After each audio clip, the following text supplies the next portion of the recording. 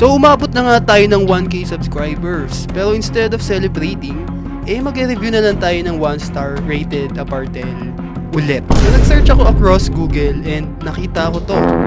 Pero guys, wag natin i-judge yung Apartel based sa nakikita natin dito sa labas at sa mga reviews. Pero sige, basa tayo ng mga reviews bago ako pumasok sa loob. Ang Apartel na to ang pinakamalala. Masyadong maalikabok ang sahig. Walang toiletries, ang mga bedding ay napakarumi at nakakadiri. Hindi gumagana ng maayos ang AC. 1 star. May mga gamit pa ang restroom mula sa nakaraang occupant. Luma na ang mga tuwalya na nag-iwan ng himolmol pagkatapos gamitin. 1 star. At pumasok na ako guys. At first, medyo na-confused ako kasi maganda yung nakikita ko. May snacks na binibenta, malawak na parking space, at may service na banyo. So far, so good!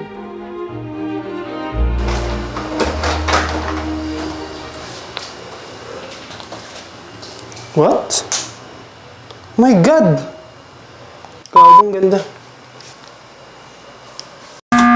Sobrang ganda na napuntahan kong Apartel guys. As in, hindi siya makakompare sa mga previous na Apartel na napuntahan ko. So if curious kayo, pwede nyo siya panoorin sa channel ko. Ang unang reason kung bakit mababa yung reviews ng Apartel na to, una, puro bed bugs daw yung kama.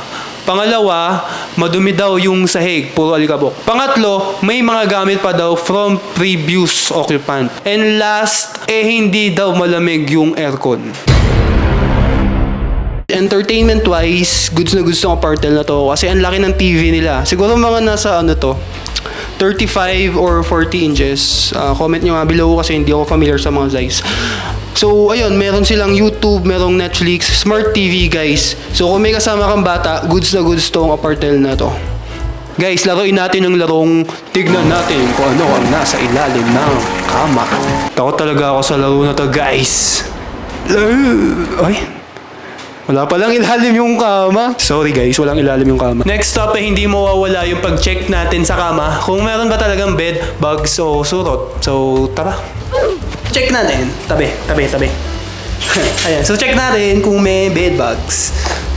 Wala. Feeling ko dito meron guys.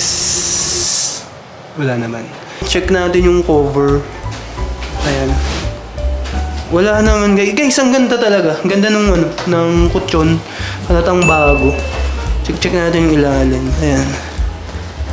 Ayan. So, bagong-bago talaga guys. Halatang walang gumagamit pa. Inform ko lang rin pala kayo na hindi lang natin i-check yung kwarto gamit ang naked eye. So, let's start the operation. Starting dito sa basurahan, wala namang madumi.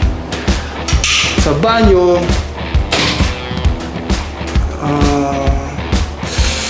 oops, what's that?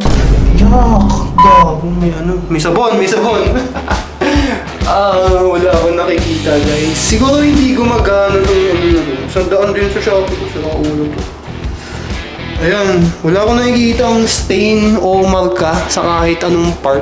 It's either hindi gumagana yung ilaw, parang peke, or malinis lang talaga tong Apartel. Ayan guys, walang marka dito sa kama, walang mancha-mancha. Ayun. So, shoutout dito sa may-ari nito. Nandito ako sa banyo kasi nag-decide ako na magsagawa ng isang water taste test. Naniniwala ko sa tubig gripo ng Pilipinas. Kaya ko uminom nito. So, dito natin sa salad.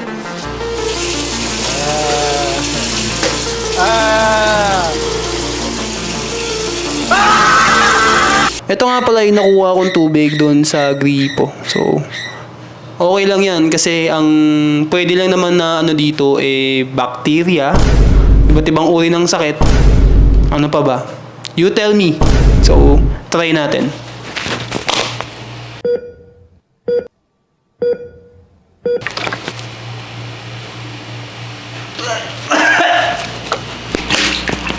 Isang cons lang dito sa kwarto, isa lang yung saksakan. Ayan lang siya guys. So, nasa ibabaw ng TV. Mahirapan kang mag-charge kung lowbat ka. Buti na lang, full charge ako.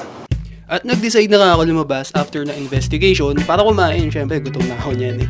At ito nga pala yung napili ko. Ayan, siomai rice. So, 6 na siomai worth 55 pesos with rice. Ayan, kasama na yung gulaman. Sobrang sarap guys. After ng long day ng review, sulit. So, grabe yung busog ko sa kinain ko yung siomai rice kanina sa baba. So, ikaw, hello. Kung di ka pa nakasubscribe, mag-subscribe ka na. So, para pag gising ko, maganda naman yung gising ko. Alright? Love you guys. Bye-bye.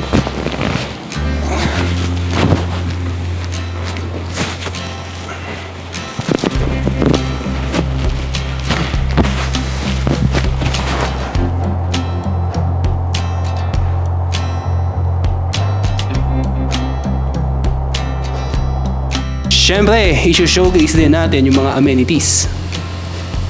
Starting with kumot, ito yung binigay nilang kumot. And of course, yung high quality towels.